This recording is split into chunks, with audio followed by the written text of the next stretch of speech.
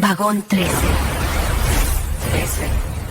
Cuando Tomás murió, la ciudad siguió sonando igual a bocinas, ambulancias, vendedores callejeros gritando ofertas como si nadie acabara de perder al amor de su vida. El hospital olía a desinfectante y café recalentado. Lucía estaba de pie junto a la cama, con las manos heladas, mirando el monitor que subía y bajaba como si fuera un juego, hasta que la línea empezó a volverse cada vez más plana. Lucía, susurró él, con la garganta seca, tienes que escucharme y no olvidarlo nunca. Ella se inclinó tanto que casi apoyó la frente en la de él. Sentía sus dedos huesudos apretando los suyos. No hables. Amor, el doctor dijo que no hay tiempo. La interrumpió, con una urgencia que nunca le había escuchado. No vuelvas al departamento. No dejes que los niños duerman ahí. Vete al metro, a la estación vieja de San Gabriel, al vagón 13 del depósito. ¿Te acuerdas del cuento que les contaba? El vagón fantasma. El cuento favorito de Martín y Sofía Anel.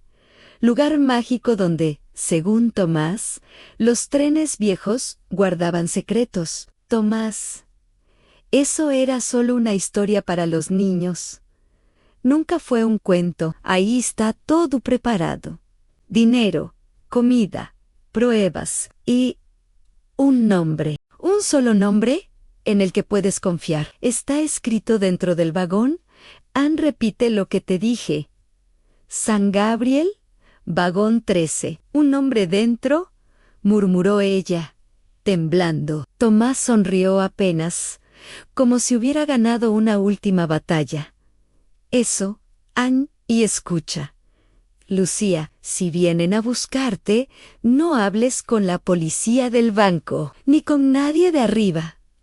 Ellos son el problema. Prométeme que vas a huir. Lucía abrió la boca para preguntarle qué demonios había hecho, por qué hablaba de huir, de pruebas, de ellos. Pero el monitor emitió un pitido agudo, largo. Los médicos entraron corriendo, la empujaron hacia la puerta. Cuando por fin la dejaron volver a verlo, Tomás ya tenía una sábana blanca cubriéndole la cara. Lo único que le quedó fueron esas palabras absurdas clavadas en la mente en vagón 13, en San Gabriel. No vuelvas al departamento. El velorio fue pequeño, casi triste. 2 compañeros del banco, unas cuantas vecinas, el cura que ni siquiera recordaba su nombre. Martín, de 12 años, estaba rígido, con los puños cerrados. Sofía, de 8, lloraba abrazada al peluche que su padre le había regalado. Lucía intentaba escuchar el rezo, pero no podía dejar de mirar el fondo de la sala. Allí, de pie, estaban 2 hombres de traje oscuro. No se acercaron al ataúd, no hicieron la señal de la cruz, no dijeron lo siento, solo observaban. Uno de ellos tenía un pequeño auricular transparente en la oreja. El otro no apartaba los ojos de Lucía. Cada vez que ella volteaba, ellos fingían hablar entre sí, pero nunca se iban. Al final de la ceremonia, cuando todos empezaron a despedirse, Lucía notó algo más. Ninguno de los 2 hombres llevaba la cinta negra con el logo del Banco Central, que traían todos los compañeros de Tomás San. No eran colegas, eran otra cosa. Cuando salió a la calle con los niños, la tarde estaba nublada. Mientras buscaba un taxi, sintió el flash tenue de una cámara. Giró justo a tiempo para ver al hombre del auricular guardando el teléfono en el bolsillo. Le habían tomado una foto como quien marca una mercancía. Esa noche, en el departamento del barrio Obrera, el silencio era insoportable. La cafetera seguía con restos del último café que Tomás había preparado antes de ir al hospital. Su taza favorita estaba en el fregadero. El uniforme del banco colgaba en la silla. Lucía quería creer que todo había sido una coincidencia. Los hombres de traje, la foto, la advertencia. Quería, pero no podía. Se asomó por la ventana. En la esquina había un auto negro apagado. Dentro, dos siluetas. No fumaban, no hablaban, solo estaban ahí. A la 1 de la mañana, alguien subió las escaleras del edificio. Los pasos se detuvieron frente a su puerta. El picaporte se movió apenas. 3 golpes suaves. Demasiado suaves para ser de un vecino borracho. Lucía se quedó inmóvil, con Martín y Sofía dormidos en el cuarto. No abrió, apenas respiró. Tras un minuto eterno, los pasos se alejaron. El auto negro permaneció hasta el amanecer. Al día siguiente, fingió normalidad, desayuno, uniformes, mochilas. Pero cuando salieron, el auto negro seguía allí, y ahora había uno gris detrás. Un hombre que fingía leer el periódico levantó la vista justo cuando pasaban. Sus ojos se cruzaron con los de Lucía. Anne sonrió sin calidez, como quien ve un problema que pronto será resuelto. En ese momento, las palabras de Tomás dejaron de sonar locas y se convirtieron en órdenes. En lugar de ir hacia la escuela, Lucía cambió de ruta. «Mamá, la escuela es por allá», protestó Martín. «Hoy no habrá clases para ustedes», dijo ella, tratando de que no le temblara la voz. «Hoy vamos a ir al lugar del cuento de papá. ¿Se acuerdan del vagón fantasma?» Sofía abrió los ojos, impresionada. «¿De verdad? ¿Existe más de lo que te imaginas?», respondió Lucía. «Pero escuchen, maná, a partir de ahora. Hacen exactamente lo que yo diga. No se sueltan de mi mano, no hablan con nadie. Y si yo digo juego de trenes, corren sin mirar atrás. ¿Entendido?». Asintieron. Tomaron un autobús abarrotado hacia el centro. Cambiaron a la línea 2 del metro y se bajaron 2 estaciones antes de San Gabriel. Para no llamar la atención, caminando por la superficie, esquivando puestos de tacos y piratería, Lucía se detuvo frente a una pequeña puerta metálica entre un taller mecánico y una bodega de llantas. No tenía letrero, solo grafitis. Tomás se la había mostrado una vez, riéndose. «Por aquí se entra al cementerio de trenes. Los muertos también necesitan estacionamiento». Lucía sacó del bolso el llavero de su marido. Entre la llave de la casa y la de la moto había una pequeña, casi decorativa, que nunca supo para qué servía. La probó en el candado, oxidado. Anne giró, encajó perfecto. Detrás de la puerta, unas escaleras bajaban al vientre de la ciudad. Lucía respiró hondo, tomó las manos de sus hijos y empezó a bajar. No lo sabía, pero con ese primer escalón estaba dejando de ser solo una viuda asustada, para convertirse en la protagonista de una historia que iba a sacudir a todo un país. Los escalones de concreto parecían tragarlos. Cada uno retumbaba como un golpe de tambor en el pecho de Lucía. Las luces de neón parpadeaban sobre sus cabezas, zumbando como insectos viejos. Martín contaba en voz baja para no pensar. Sofía apretaba el peluche contra el pecho. Al final de la escalera, un pasillo de servicio se extendía hacia la izquierda. Un letrero oxidado decía Depósito San Gabriel, personal autorizado únicamente. Al fondo, un portón metálico semiabierto dejaba ver una enorme nave. En Lucía se asomó. Decenas de vagones descansaban en la penumbra como gigantes dormidos. Algunos tenían grafitis multicolores, otros ventanas rotas, los rieles se perdían bajo capas de polvo y grasa. Un olor a óxido, aceite y tiempo saturaba el aire. ¡Wow! Susurró Sofía. Es como un cementerio de trenes de verdad.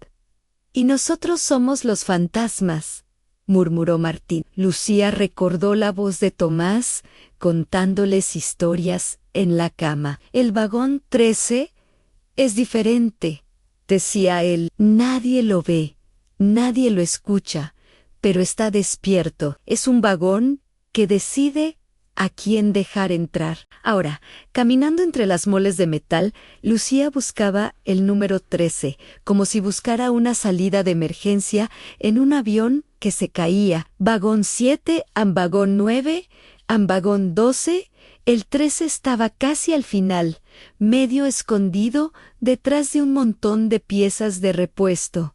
A diferencia de los otros, no tenía grafitis. Sus ventanas estaban cubiertas de una capa pareja de polvo, pero enteras, la chapa de la puerta no estaba soldada. Lucía sintió un escalofrío. En la chapa, alguien había grabado algo diminuto, una L. Una L, como la de Lucía, tragó saliva. Niños, vengan, empujó la puerta. No se movió, probó con la pequeña llave del llavero. Un clic sonó del otro lado. Esta vez la puerta se deslizó, quejándose. El interior del vagón no parecía abandonado. El piso estaba limpio. En lugar de bancos, había una mesa plegable, 2 catres con mantas, estantes metálicos llenos de cajas etiquetadas, una estufa portátil, garrafas de agua, una radio de banda corta. En un rincón, un botiquín, y sobre la mesa, un sobre amarillo con su nombre. Para Lucía, solo si todo salió mal, el corazón le latía tan fuerte que podía escucharlo en los oídos. Rompió el sobre con dedos torpes. Dentro había varias hojas manuscritas y una pequeña memoria USB pegada con cinta. Empezó a leer. Lucian, si estás en el vagón 13, significa que mi plan principal falló y que yo ya no estoy contigo. Significa que hicieron conmigo lo que hacen con cualquiera que sabe demasiado. Sé que estás furiosa. Tienes derecho, pero también sé que eres más valiente de lo que crees. Hace 5 años, en una auditoría rutinaria del banco, encontré algo que no debía encontrar. Contratos inflados, empresas fantasma, depósitos a cuentas en paraísos fiscales. Al principio creí que era corrupción normal, pero había un patrón. Siempre las mismas empresas, siempre los mismos nombres escondidos atrás. Seguí el rastro y llegué a una red de lavado de dinero que no solo pasa por el banco, sino por el metro, la basura, la construcción y hasta hospitales. El tipo que viste tantas veces en la televisión, el héroe de las finanzas, es parte del monstruo. Quise denunciar, fui ingenuo. Hablé con mi jefe. Al día siguiente empezaron las amenazas. Deja eso, no te metas, piensa en tu familia. Después llegaron los accidentes cerca de la moto, las llamadas que se cortaban, el auto negro frente al edificio. Comprendí que nadie dentro del sistema iba a protegernos. Así que hice lo único que pude. Empecé a copiar todo. Documentos, estados de cuenta, correos, audios. Lo escondí en el único lugar donde sabía que nadie miraría, en un depósito clausurado. Este vagón se convirtió en nuestra bóveda secreta. La memoria que tienes en la mano es el resumen de toda la podredumbre. Las cajas de los estantes son el respaldo. No confíes en nadie del banco. No confíes en nadie que se presente como amigo enviado por ellos. Hay una sola persona en la que puedes confiar, Ana Aurora Beltrán, exfiscal anticorrupción. Su contacto está al final de la carta. Si decides que es demasiado y quieres quemar esto e irte con los niños a otro país, no te culparé. Pero si decides pelear, yo ya hice mi parte. Te toca a ti terminar lo que yo empecé. Te amo más que a mi propia vida. Perdóname por haberte mentido tanto tiempo. Antomás San Lucía se dejó caer en el catre. No sabía si llorar, gritar reír histéricamente. ¿Papá nos escondió aquí cosas de espías?, preguntó Sofía, con los ojos enormes. Papá era un espía de los buenos, dijo Martín, intentando sonar fuerte. Nos estaba protegiendo. Ana Lucía los miró. Dos niños atrapados en una película para adultos. Vamos a quedarnos aquí esta noche, decidió. Tenemos comida, agua y un lugar donde dormir. Mañana buscaremos a esa tal Aurora. Se puso de pie y empezó a revisar las cajas a latas de atún, frijoles, galletas, leche en polvo, ropa de los niños de varias tallas, dinero en efectivo, incluso 2 pasaportes falsos con su foto y la de Tomás San. Él lo había planeado todo, incluso una salida del país. Mientras calentaba sopa en la estufa portátil, la radio de banda corta hizo un ruido, un chasquido en estática, y de repente, una voz distorsionada. Tomás, sabemos que no tuviste un infarto. Sabemos que colaborabas con alguien de afuera. Sabemos que tu familia sigue en el departamento. No te preocupes. Cuidaremos de ellos. A nuestra manera, la voz se rió, un sonido frío, y la señal se cortó. Martín apretó la cuchara.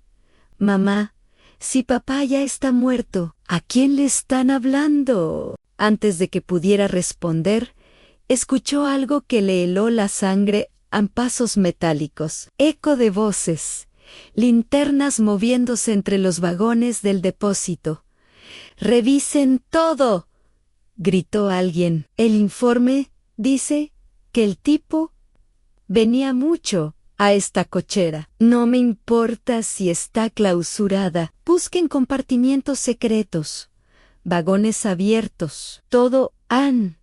Las luces se acercaban. Lucía apagó la estufa, agarró la memoria y los hombros de sus hijos. El vagón 13 había dejado de ser un refugio tranquilo. Ahora era un escondite a punto de ser descubierto, y ella tendría que decidir en segundos si se quedaba a esperar o encontraba la salida oculta que Tomás había prometido. Las linternas bailaban entre los vagones como ojos de animales hambrientos. Los pasos se acercaban, chocando contra el metal, acompañados del ruido seco de armas al golpear los chalecos. Lucía apagó la radio, contuvo la respiración y susurró: al piso.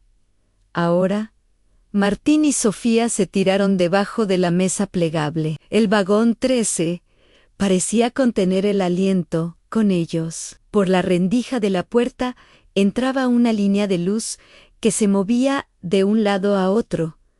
Vagón 9, vacío. Vagón 10, grafiteado. Sigan avanzando. Se escuchó la voz de un hombre desde afuera. Lucía sintió que el pánico le subía por la garganta, pero otra voz se superpuso en su memoria. Respira, piensa, actúa. La frase de Tomás miró alrededor, buscando desesperadamente algo, cualquier cosa que pareciera una salida. En la pared del fondo, donde en un vagón normal habría una puerta de interconexión, solo había paneles metálicos, pero uno de ellos tenía tornillos más nuevos que el resto. Y, casi invisible, una flecha diminuta dibujada con plumón negro. Tomás había dejado pistas incluso para ella. Lucía tomó un destornillador del estante. Mientras los pasos se acercaban, empezó a aflojar los tornillos con manos temblorosas. Cada giro sonaba como un trueno en su cabeza. «Mamá», susurró Sofía desde el suelo. «¿Es el juego de trenes?» Lucía la miró a los ojos. «Sí, Anne. Es el juego de trenes, y en este juego ganan los que no hacen ruido». Sofía apretó los labios con fuerza, como si se los pegara con pegamento invisible. Martín la abrazó por los hombros. «Vagón 12. Oigan, este está cerrado por dentro», gritó de pronto. Uno de los hombres habían llegado. El último tornillo cayó al suelo. Lucía levantó el panel con un esfuerzo enorme. Detrás había un túnel estrecho, apenas iluminado por una luz de emergencia roja que parpadeaba. «Vengan», susurró, «de rodillas». Los niños se metieron primero. Lucía colocó el panel de nuevo desde adentro todo lo que pudo, dejando apenas una rendija. En ese momento, la puerta del vagón sonó con un golpe brutal. «Abra, señor Tomás. Sabemos que está ahí». En silencio. Otro golpe. Más fuerte a la chapa crujió. Lucía empezó a arrastrarse detrás de los niños. El túnel olía a polvo viejo y cables quemados. A sus espaldas escuchó como la puerta del vagón 13 cedía con un estallido. Está vacío. Pero alguien estuvo aquí. Miren esto. Pasos entrando. Botas golpeando el piso. La voz de otro hombre. Latas abiertas. Cama tendida. Se nos adelantaron. Un haz de linterna se filtró por la rendija del panel. Se movió, retrocedió. Lucía contuvo el aire. ¿Y esta pared?, preguntó uno. La linterna se detuvo encima de ellos. El metal vibró cuando lo golpearon con la culata de un arma. Lucía apretó los ojos. Si tiraban la pared, todo acabaría ahí. Esa estructura del vagón. Jefe an maciza an un segundo de silencio que duró una eternidad. No perdamos tiempo. Si el muerto vino aquí, dejó algo. Busquen radios, memorias, lo que sea, y avisen al ingeniero del metro Onquiero. Cámaras revisadas desde hace 3 días. Los pasos se alejaron, la luz desapareció. El panel dejó de vibrar. Lucía se permitió exhalar apenas, pero no se detuvo. El túnel los llevó hacia una escalera de servicio que subía en espiral. Al llegar arriba, una puerta metálica oxidada marcaba salida de emergencia. Solo personal. Tenía un cerrojo por dentro. Lucía lo levantó y empujó. Salieron a un pasillo técnico detrás de las vías. El rugido de los trenes se escuchaba a lo lejos. Un viento caliente les pegó en la cara. ¿Dónde estamos?, preguntó Martín. ¿Debajo de la ciudad?, respondió Lucía. Exactamente, donde nadie nos está esperando. Caminó guiándose por los letreros de evacuación hasta encontrar otra escalera. Esta vez hacia la superficie. Subieron rápido, con las piernas temblando, hasta una puerta pesada que daba a un callejón lleno de grafitis. Al abrirla, el sol de mediodía casi lo cegó. Era la parte trasera de unos talleres mecánicos, a varias cuadras de la entrada principal del metro. No había autos negros, no había hombres de traje. Por primera vez desde que Tomás murió, el aire le supo a libertad, pero también a responsabilidad. En su bolso, la memoria USB pesaba como una bomba. Esa misma tarde, en un cibercafé barato, Lucía buscó el nombre que Tomás había escrito al final de la carta. Aurora Beltrán. Las noticias la mostraban en fotos a una mujer de poco más de 50 años, mirada dura, cabello gris recogido. Había sido fiscal anticorrupción hasta que, misteriosamente, se retiró tras diferencias internas. Algunos artículos insinuaban que había sido presionada por investigar demasiado cerca del poder. En un foro olvidado, encontró un correo electrónico que alguien aseguraba ser el contacto seguro de Aurora para denuncias ciudadanas. Podía estar muerto, podía ser falso, pero era todo lo que tenía. Escribió un mensaje con las manos sudando. Mi esposo trabajaba en el Banco Central y murió después de descubrir algo muy grande. Estoy sola con 2 hijos. Creo que la misma gente que lo mató nos está buscando. Él confió en que usted sabría qué hacer con lo que encontró. Si recibe este mensaje, conteste con cualquier palabra y le enviaré una prueba. An envió. An esperó. An pasaron 5 minutos. An 10, an 15. Cuando ya pensaba que había sido una locura, apareció una notificación a nuevo correo recibido. Lo abrió. Una sola línea. Envía la prueba. Si es lo que pienso, ya estás en peligro desde hace mucho.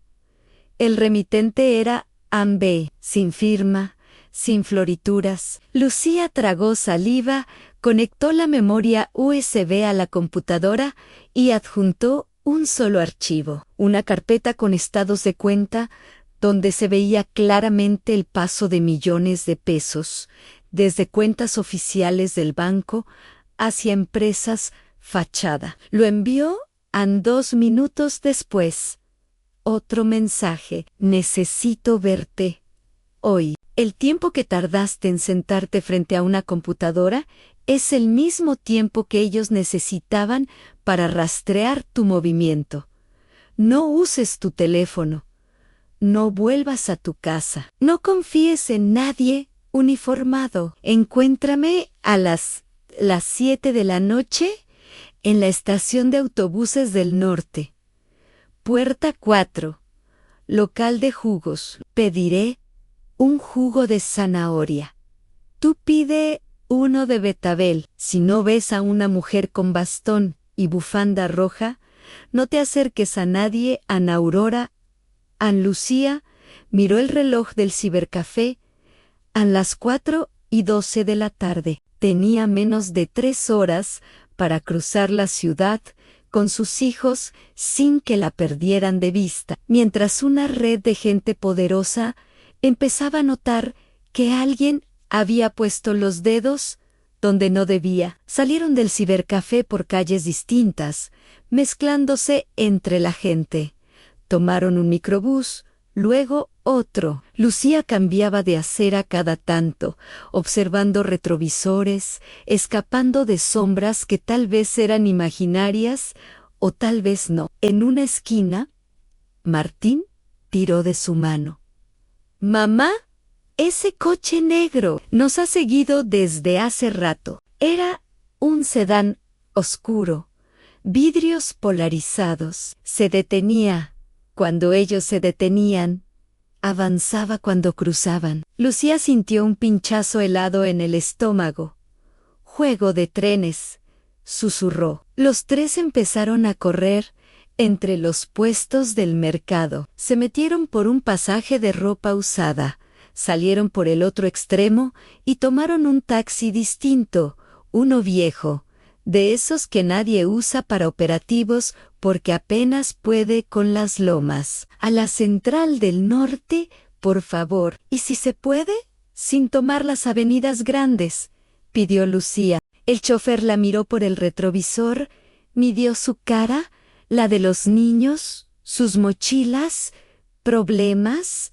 ¿Familia?», respondió ella. Él asintió. No preguntó más. Mientras el taxi se perdía por calles pequeñas, el sedán negro giró hacia la avenida contraria, creyendo que su presa seguía ahí. Por primera vez, Lucía sintió que podía ir un paso delante. Lo que no sabía era que, en la central de autobuses, alguien más ya revisaba cámaras de seguridad buscando exactamente su rostro, y que a esa batalla por encontrarla llegaría casi al mismo tiempo que Aurora Beltrán, porque el reloj, ahora sí, había empezado oficialmente a correr. La estación de autobuses del norte era un hervidero de maletas, bocinas que anunciaban destinos y vendedores ambulantes. El olor a fritanga se mezclaba con el de combustible. Lucía llegó a la puerta 4, con el corazón en la garganta. El local de jugos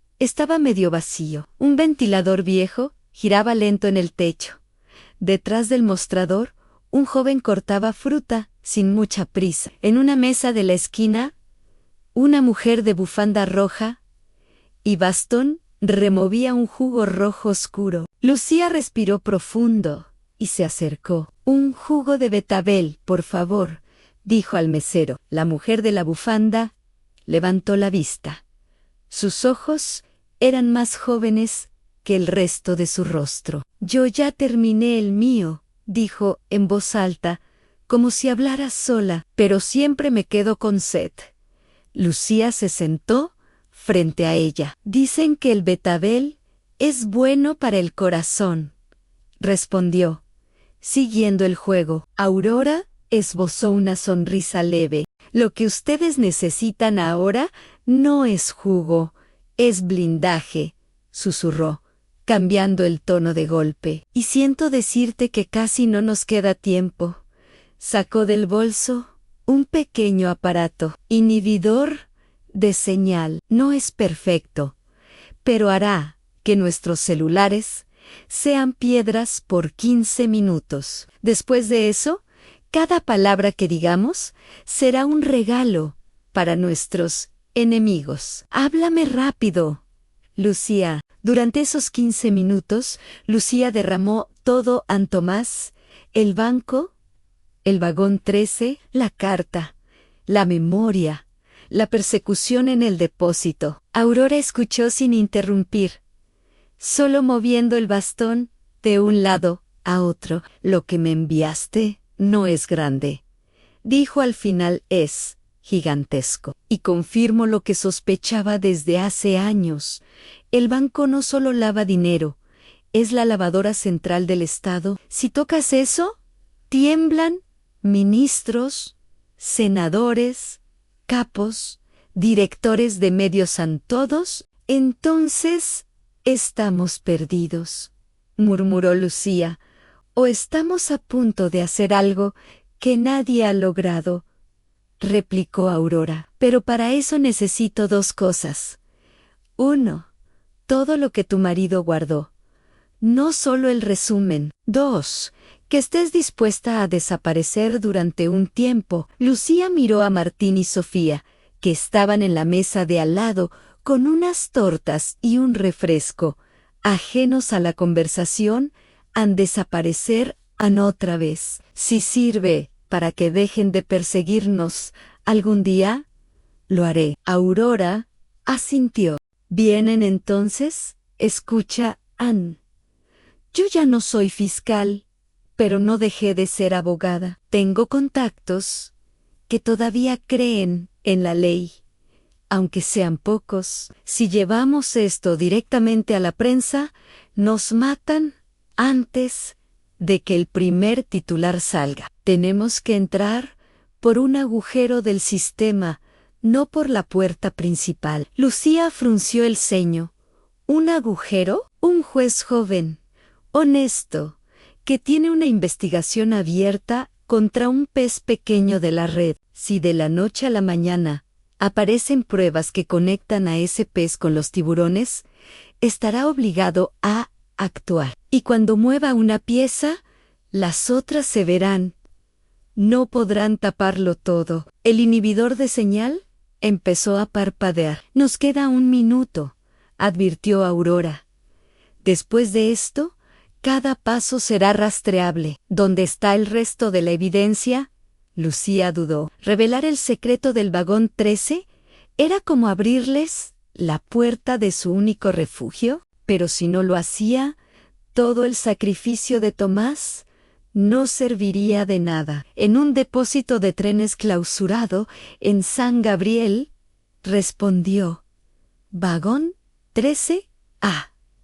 Pero ya fueron ahí. No encontraron el túnel, pero volverán. Aurora se levantó con una agilidad que no concordaba con el bastón.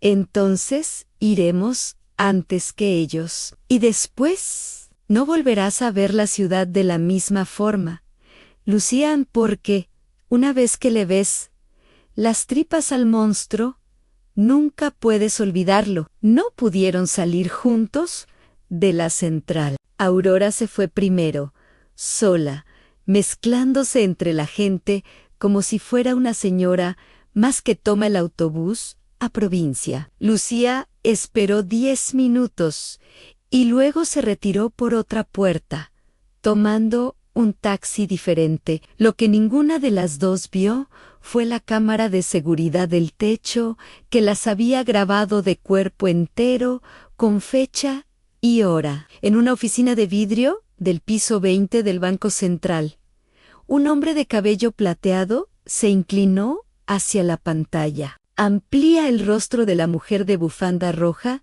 ordenó. El técnico obedeció. «Aurora Beltrán», dijo el hombre, reconociéndola.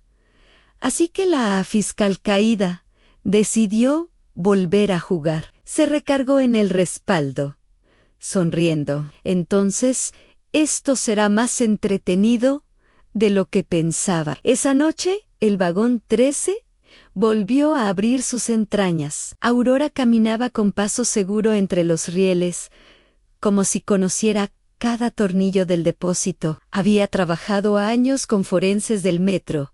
Sabía cómo funcionaban esas sombras. «Tu marido era ingenioso», comentó, mientras Lucía le mostraba la pared falsa. «Casi nadie piensa en esconder cosas en objetos grandes y viejos. Todos creen que la seguridad está en lo pequeño, en cajas fuertes, USB, teléfonos. Lo grande siempre parece demasiado visible, y por eso se vuelve invisible». Dentro del vagón, revisó las cajas con la precisión de un cirujano. Separó documentos bancarios, contratos, nombres, fotografías. Se detuvo en una carpeta marcada «Rieles San A». «Esto es oro puro», murmuró. «Contratos de mantenimiento inflados 10 veces, pagos a empresas relacionadas con el director del metro. Y mira esto, los mismos nombres que en los estados de cuenta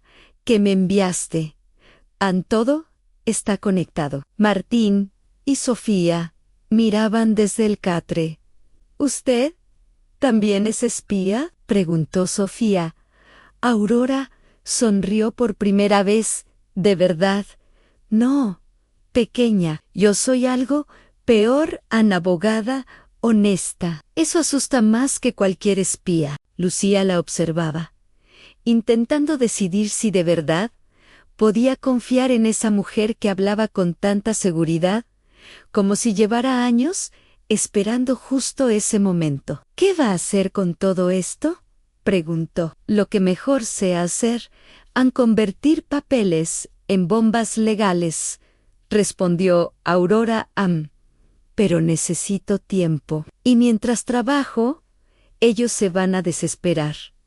Van a cometer errores. El problema es que cuando los poderosos se desesperan, la gente como tú es la primera que sangra». «Entonces dígame cómo no sangrar», dijo Luciana. Aurora apagó la linterna y, en la oscuridad del vagón, solo se veía el brillo tenue de la ciudad filtrándose por las rendijas. «No podemos evitar todos los golpes, Lucian, pero sí podemos elegir en qué dirección caemos. Desde hoy, tú y tus hijos entran a una zona gris. No son testigos protegidos, El programa está infectado. No son fugitivos aunque ellos digan lo contrario. Son piezas en movimiento. Sacó una hoja y escribió una dirección. Mañana, a primera hora, se mudarán aquí, a una casa discreta en un barrio donde la mitad de los vecinos tienen secretos peores que los tuyos. Nadie hace preguntas. Nadie da respuestas. Yo me encargaré de que sus nombres aparezcan en un registro como si hubieran vivido ahí desde siempre. ¿Y la escuela?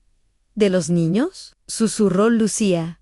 Escuela nueva, vidas nuevas. Nombres, por ahora, los mismos. No podemos cambiarlo todo, o parecerán fantasmas. Y los fantasmas llaman demasiado la atención. Lucía asintió. Su vida se estaba desarmando como un tren que se descarrila, pero al mismo tiempo empezaba a ver una vía nueva delante. Lo que ninguna de las dos sabía era que, esa misma noche, el hombre del piso 20 recibía una llamada. Señor, tenemos registros de una tarjeta de metro usada repetidamente en la cochera clausurada de San Gabriel, a nombre de Tomás Aguilar, y hoy, a nombre de su viuda. Entonces, ya sabemos dónde buscar, respondió el hombre. Y si ella tiene a Aurora, la quiero viva. Por ahora, porque toda historia viral necesita un villano que sonría demasiado. Y el de ellos acababa de decidir que el juego apenas comenzaba. Pasaron 3 semanas en la casa de la Colonia Independencia.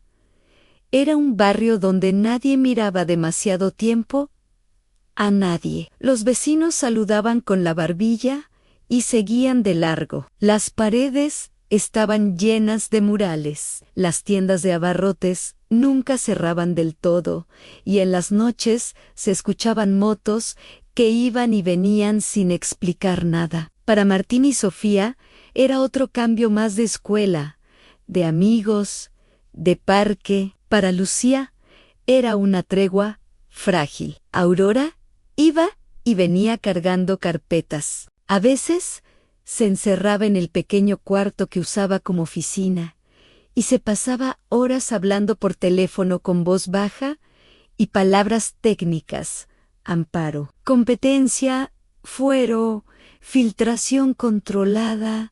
¿De verdad estás lista para todo lo que implica esto?, le preguntó una noche a Lucía. Si empujamos demasiado fuerte, puede haber balaceras, renuncias, portadas de periódico y gente que quiera convertirte en símbolo. Y los símbolos, créeme, no duermen tranquilos. Lucía miró a sus hijos, que jugaban cartas en la mesa. Lo único para lo que estoy lista es para que ellos no vivan huyendo, respondió.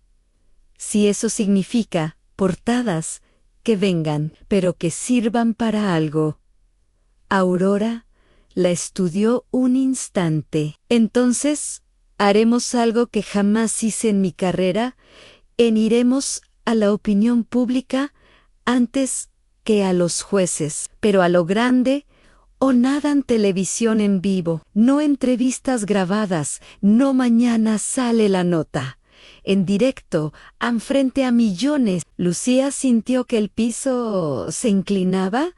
¿Yo en televisión? Tú, los documentos y un periodista que todavía se acuerda de lo que significa la palabra vergüenza. Rió Aurora. Tengo a uno en mente.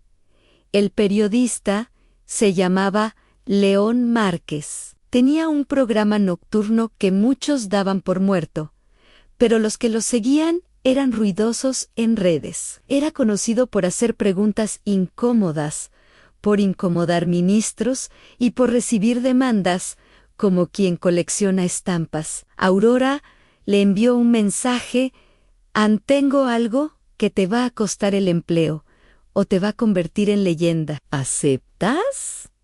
¿Aceptas? León tardó 30 segundos en contestar. Ana, acepto. Mándame ubicación y fecha de entrega. No confío en correos. Se reunieron en un estacionamiento subterráneo. Aurora llegó con una carpeta gruesa. León con un chaleco antibalas bajo la camisa. Cuando alguien me cita aquí abajo, bromeó. Sé que no se trata de un simple chisme de farándula. Aurora le explicó el entramado, mostrándole nombres, fechas, transferencias. Esto no es un reportaje, Aurora, dijo León al final. Pálido, es una declaración de guerra. Exacto, respondió ella. Y necesitamos que la primera bala sea tú. Ya León respiró hondo. Transmitimos en vivo el viernes.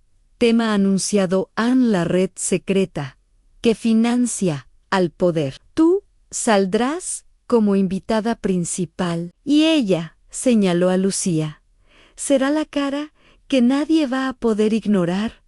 Lucía tragó saliva. ¿Y si me matan antes de llegar al canal? No te preocupes, sonrió León, con un humor negro. Si lo intentan, me darás el mejor arranque de programa de la década. Ella no sabía si reír o llorar. El viernes llegó demasiado rápido. Desde la mañana las redes sociales servían con rumores. Hoy León trae bomba. Dicen que va contra el Banco Central. ¿Será show? ¿O de verdad? En el piso 20 del banco, el hombre del cabello plateado miraba la pantalla de su computadora. Una notificación de agenda. Brillaba en reunión urgente con consejo directivo. 21:00 hora. Pongan todos nuestros comerciales en el programa de Márquez, ordenó. Quiero estar pegado a su cara cuando hable. Y preparen el comunicado. Han falsas acusaciones. Montaje mediático. Confianza en la justicia. El de siempre. Su asistente dudó. ¿Y sí? ¿Y si tiene pruebas reales? Lo interrumpió. No se preocupe. Para eso tenemos jueces amigos y fiscales obedientes. Lo que no podemos controlar es a la gente. Y por eso, esta noche, vamos a mirarlos directamente a los ojos. En el camerino del canal, un maquillista intentaba disimular las ojeras de Lucía. Ella miraba su reflejo sin reconocerse. Respira por la nariz, suelta por la boca, le aconsejó Aurora. Y recuerda, no estás pidiendo lástima, estás contando la verdad. Tengo miedo, admitió Lucía. Perfecto. Sin miedo solo hablan los locos y los cínicos, dijo Aurora. Tú vas a hablar con miedo. Y por eso te van a creer. León apareció, ajustándose el nudo de la corbata. Tenemos todo listo. Hay un pequeño retraso. La oficina de prensa del banco está llamando cada 5 minutos para preguntar de qué va el programa. Eso solo significa una cosa. Nos están viendo. Se acercó a Lucía. Te lo digo como periodista y como padre en sí. En algún momento quieres parar. Solo dímelo. Cortamos a comerciales y nadie te obligará a seguir. ¿De acuerdo? Si paro, ellos ganan, respondió ella. Así que no piense en comerciales. León sonrió. Eso quería escuchar. A las 10 en punto, las luces del estudio se encendieron. La cortinilla del programa sonó. Millones de televisores, teléfonos y laptops se conectaron al mismo tiempo. Buenas noches, dijo León, mirando a cámara. Hoy no vamos a hablar de rumores ni de especulaciones. Hoy vamos a mostrarles documentos. Vamos a nombrar nombres y vamos a escuchar la historia de una mujer que, hasta hace unas semanas, era solo una viuda más en esta ciudad. La cámara se abrió para mostrar a Aurora y a Lucía sentadas junto a Elan, en casa, en bares, en salas de guardia.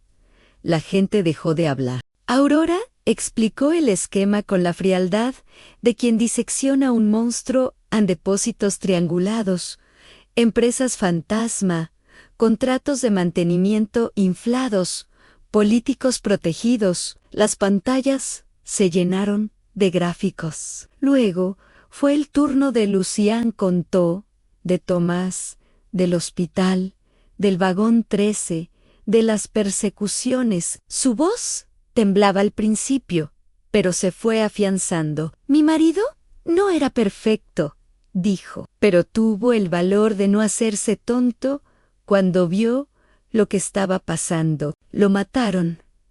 Por eso. ¿Y ahora quieren que mis hijos crezcan creyendo que fue un cobarde o un corrupto? Yo no lo voy a permitir. En el piso 20 del banco, el hombre de cabello plateado apretó los puños. Córtenla, ordenó por teléfono al director del canal. Si sacan su señal del aire ahora, no hay contrato de publicidad que lo salve. El director del canal miró la pantalla de su propia oficina, donde veía las redes explotando. Lo siento, licenciado, respondió. Hoy, el rating es más fuerte que usted, y dejó que la transmisión siguiera. En Twitter, el nombre de Lucía se convirtió en tendencia mundial en menos de 20 minutos. Hashtags como un vagón 13 Tomás no murió solo y Ambanco en lava se viralizaron con una velocidad que nadie había previsto. En colonias populares, la gente aplaudía frente a pantallas de plasma colgadas en misceláneas. En zonas ricas, algunos cambiaban de canal con fastidio. Otros grababan el programa enterito, por si después, misteriosamente, desaparecía de internet. En la colonia Independencia, Martín y Sofía veían a su madre en televisión, sentados en el sillón, custodiados por 2 agentes discretos que Aurora había conseguido prestados de viejos conocidos. Es famosa, susurró Sofía, medio orgullosa, medio asustada. Sí, respondió Martín, y eso significa que ya no pueden hacerle algo sin que todo el mundo lo vea. No sabía cuánta razón tenía, porque mientras ellos hablaban, en una oficina oscura, el hombre de cabello plateado daba una orden distinta. Ya no podemos matarla en silencio, dijo por teléfono. Ahora, si la tocamos, arde la ciudad. Así que vamos a hacer algo mejor. Vamos a convertirla en mentirosa. Quiero filtraciones, campañas de difamación, testigos comprados. Quiero que mañana la mitad del país crea que esa mujer es una heroína y la otra mitad que es una actriz pagada por nuestros enemigos. Sonrió a la oscuridad y en medio del ruido, mientras todos discuten en redes, encontraremos el momento para romperla por dentro, porque así operan los verdaderos villanos. No siempre disparan. A veces basta con ensuciar un nombre, pero lo que no calculó fue que, afuera, la ciudad ya había elegido un bando, y que cuando una historia conecta con la rabia guardada de millones, ni todo el dinero del banco alcanza para borrarla. Los días siguientes fueron un torbellino. En la mañana, periódicos con titulares gigantes denuncian lavadero en el Banco Central, viuda acusa red de corrupción. Gobierno promete investigar hasta las últimas consecuencias. En la tarde, noticieros equilibrados presentaban a supuestos expertos que decían que había que verificar. En la noche, cientos de videos en redes, unos a favor de Lucía, otros llamándola montagistau, marioneta, terroristau economicau. Te lo dije, suspiró Aurora, viendo la pantalla de su laptop. Bienvenida al circo. Pero más allá del ruido, algo concreto se había movido. El juez joven, del que hablaba Aurora, recibió la carpeta con pruebas, sellada, con copias encriptadas, enviadas a organismos internacionales. El juez sabía que tocar ese expediente era firmar su sentencia, profesional o literal. Aún así, lo abrió, inició una carpeta de investigación amplia, emitió citatorios y, lo más importante, ordenó asegurar los servidores del banco para preservar pruebas digitales. Ahí fue donde el hombre de cabello plateado entendió que esta vez no bastaría con comunicados. Si ellos congelan nuestras cuentas, todos caemos juntos, dijo en una reunión privada con otros 5 hombres de traje. Hay que llegar a un acuerdo. Uno de los otros, gordo y sudoroso, golpeó la mesa. ¿Acuerdo? Con esa vieja fiscal y su viudita no se negocia. Se las desaparece y ya. Si lo hubiéramos hecho antes del programa, sí, respondió el de cabello plateado. Ahora somos trending topic. Cualquier cosa que les pase será culpa nuestra. Aunque no lo sea, no, señores. Esta guerra ya cambió de terreno.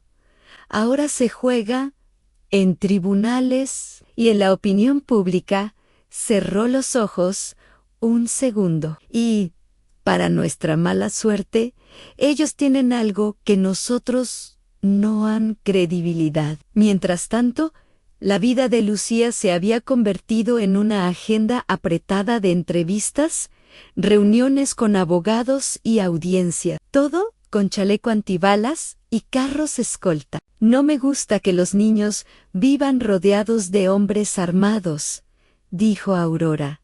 Ni a mí, respondió ella, pero prefiero hombres armados que nos protegen a hombres armados que nos persiguen. Martín y Sofía, curiosamente, se adaptaban con cierta naturalidad. Habían aprendido a detectar autos sospechosos, a no publicar fotos, a no decir su dirección.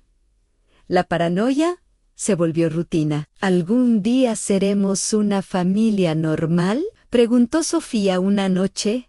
A Lucía la abrazó. Tal vez no, dijo honesta, pero seremos una familia viva. Y con eso me alcanza. El día de la audiencia más importante, la que decidiría si se abría un proceso formal contra el director del banco y varios funcionarios, la ciudad amaneció distinta. En las redes circulaban convocatorias espontáneas. Nos vemos afuera del tribunal.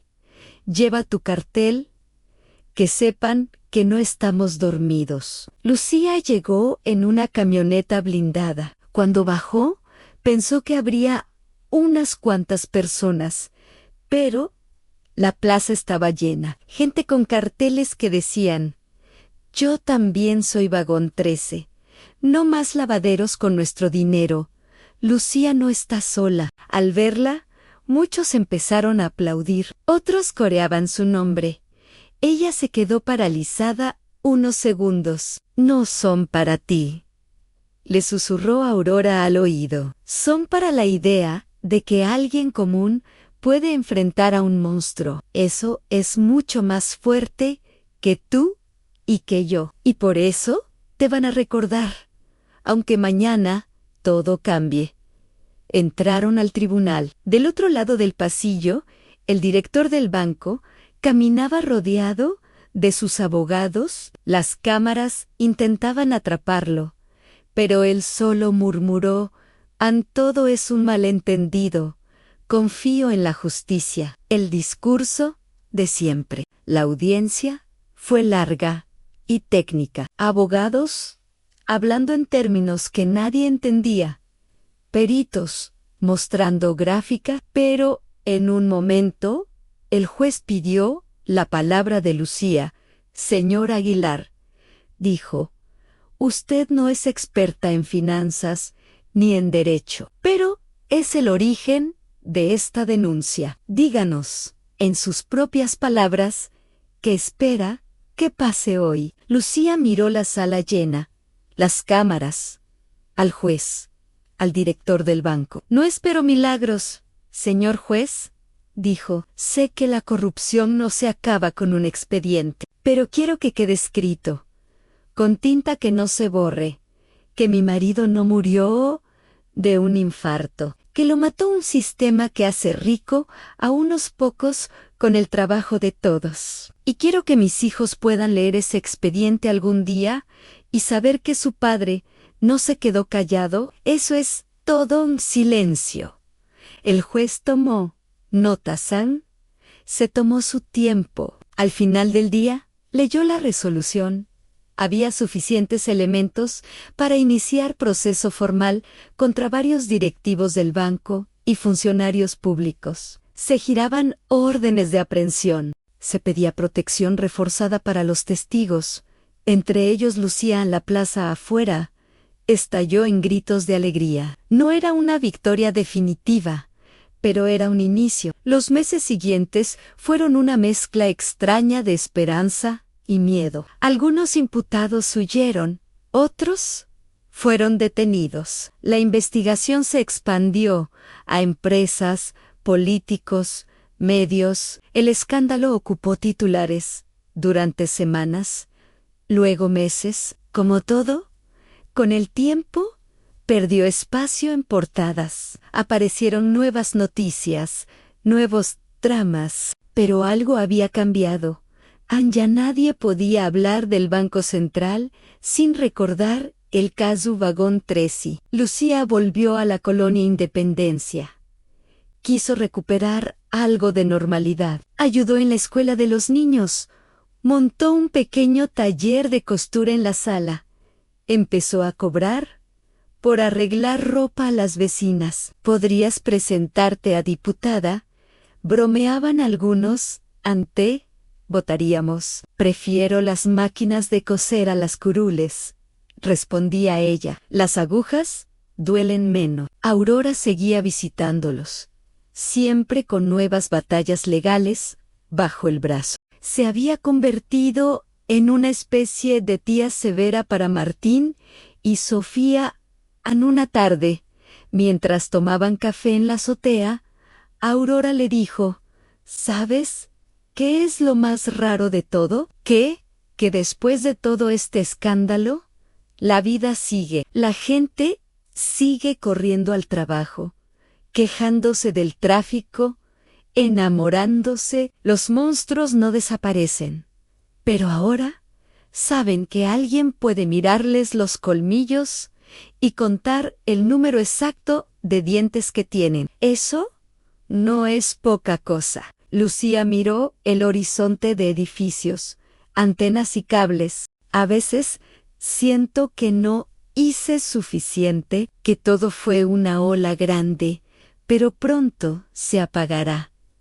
Aurora negó con la cabeza. Te equivocas. La gente olvida nombres, pero no olvida símbolos. Y ahora, cada vez que alguien escuche Vagón 13, pensará en la idea de que lo podrido puede salir a la luz. No subestimes el poder de una historia bien contada. Martín apareció con su celular.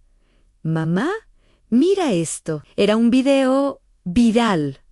En una red social, un grupo de jóvenes había intervenido un vagón del metro pintando un enorme número 13 con la frase: aquí no se lava dinero, aquí viaja la gente. Miles de comentarios, miles de compartidos. Lucía rió, sorprendida. Ni siquiera es el vagón real, dijo. No importa, respondió Aurora. Ahora el vagón está en todas partes. Esa noche, antes de dormir, Lucía se sentó en la cama de Sofía. ¿Sigues teniendo miedo, mamá?, preguntó la niña. Lucía pensó la respuesta. Sí, a veces, pero el miedo cambió de forma. Antes tenía miedo de que nos encontraran. Ahora tengo miedo de no hacer nada cuando veo una injusticia. Y ese miedo me gusta más. Ann Sofía asintió como si entendiera. Yo también tengo miedo, pero cuando pienso en papá en el vagón 13, me siento valiente. Tu papá estaría orgulloso de ti, dijo Lucía, acariciándole el cabello, y de tu hermano, y de esta ciudad ruidosa que, por un momento, decidió escuchar. Apagó la luz. En algún lugar, en un depósito medio olvidado, el vagón 13 seguía en silencio, oxidándose lentamente, pero ya no era solo un montón de metal. Se había convertido en un mito. Y los mitos, una vez que nacen, son imposibles de encerrar otra vez. Si alguna vez pasas por la estación San Gabriel y ves un viejo tren cubierto de grafitis